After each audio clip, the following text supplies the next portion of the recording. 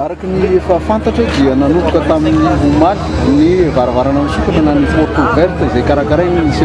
sekoly ambony ny institut ISPM ety Antsoboly. Mpianatra maro no mampianty an'ireo vokam-pikarohana nataon'ireo. Anisan'izany ity groupe anankiray, groupe fahadimy ataon'ny fampirantiana ity, nampitondraina ny anarana Info 58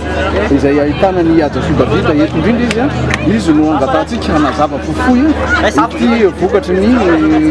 asa fikarohana nataony ity ao amin'ny première année araka ny filaza. Projet moa zany mahakasika ny détecteur de passage de dossier dia izy zany resaka hoe resaka détecteur de dossier zao ny appliqueny amin'ny resaka hoe io rehefa mikasika zany ianao mirehatra jiro le izy dia afaka ateo amin'ny alarme le izy resaka sécurité zany sécurité amina trano dia izy ity zany apetaka amin'ny barika rehetra ambony ny anaovana anazy dia amizay rehefa tonga zany ny mpangalatra hoe ka hoe hianika tambony ohatr'izany mikasika an'izy dia mirehatra ny alarme mirehatra ny jiro dia dissuade izy dia tsy maintsy hoe manana eritseritra izy hoe hiverina izay ny resaka hoe touché dia resaka hoe passage indray passage indray dia ato misy laser dia io laser io misy capteur na laser zany misy photo résistance dia le photo résistance mikapte an'ity ka rehefa tapaka zany le laser efa courant izy dia iny active le alarme izay koa zany hoe resaka sécurité satria hoe reo amin'ny trano zany hoe amin'ny tamboho zany hoe misy intrus miditra zany misy manapaka ny dia manendy taitsy ianao zay ny application faharoa ny fahatelo resaka interrupteur crépusculaire dia l'interrupteur crépusculaire izy indray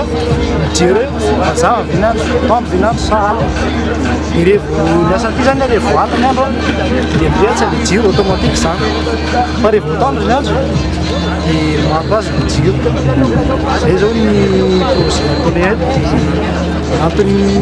ina tena antony nanaovanareo azy antony an'ireo projet ndray moa zany ny secournay zany USPM zany système système LFD mitaky amin'le mpianatra atao hoe travaux manuel dia zay le travaux manuel zay anisan'ny le projet sy le projet izay le projet fa le resaka hoe indray inona safidiana le détecteur de mouvement de passage iny indray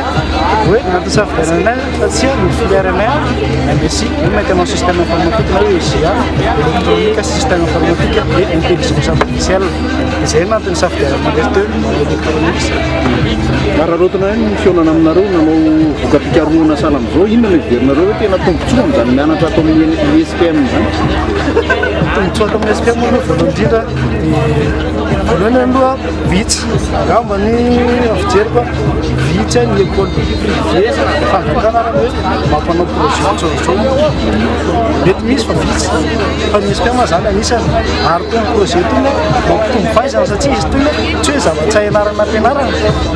fa connaissance zay hoe de hoe tsy rehetrarehetra ny ampianarana fa mikaroka ny vela zany ianao izay le hoe mampitombo fahaizanao zay zao ny avantage ray ato amin'ny ISPM hoe resaka projet io zany tsy avantage zay dia ny avantage atao amin'ny ISPM koa zany amin'le hoe izy moa zany bebe amin'ny privé fa ISPM anao zany assuré zany raha ohatsy hoe mivoaka vaty hoe assuré